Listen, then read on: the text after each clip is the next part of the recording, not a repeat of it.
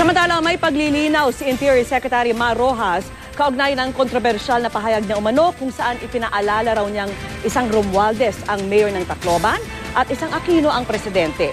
Sa gitna yan ang paghingi ng tulong ng Tacloban sa national government. Saksi si June Veneracion.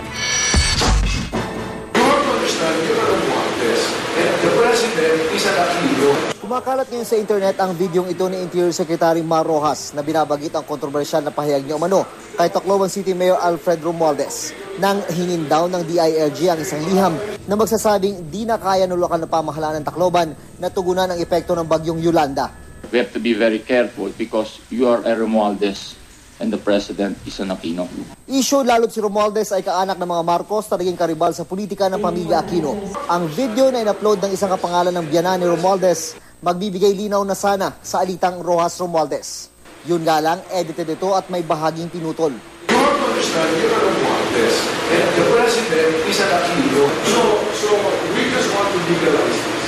Now, if it's not legalized, then okay, you're in charge and we have you. And that's it. At putol din daw ayon kay Rojas ang umano'y pahayag niya na binanggit ni Romualdez sa Senado kahapon. Kaya binasa niya ang bahagi ng transcript ng pulong nila noong November 14. Ito quote, you have to understand, we are talking very straight here. You are a Romualdez and the president is an Aquino. So we are being very careful.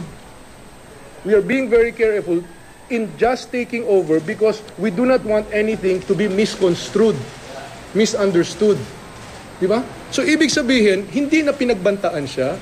Nang hinga namin ng transcript ng buong pulong si Rojas, sinabi niya bukas niya na ito ilalabas. Dahil dumating naman daw bago ang hagupit ng bagyong Yolanda at 2 linggo pang nanatili sa Visayas kasunod ito, dismayado raw si Rojas sa paratang ni Romualdez na pinabayaan ang Tacloban ng national government. Sisimpatiya ko sa kanya, baka may PTSD siya, post-traumatic stress disorder, nagkakabali-baliktad na yung kanyang memory, timeline at kung ano-ano pa.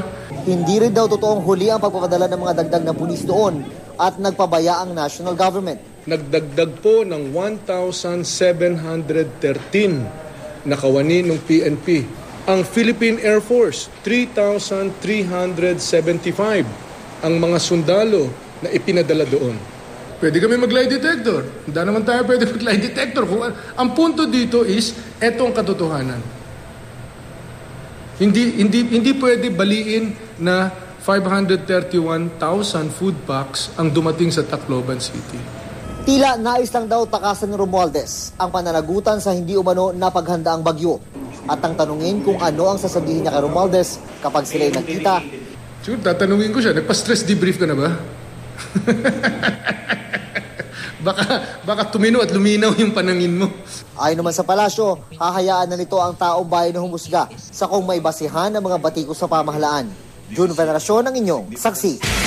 At kaugnay naman ng lumutang na video, tinawag itong splice ni Rojas kaya itinatago raw ang katotohanan. Panawagan niya, tigilan na ang panlilinlang.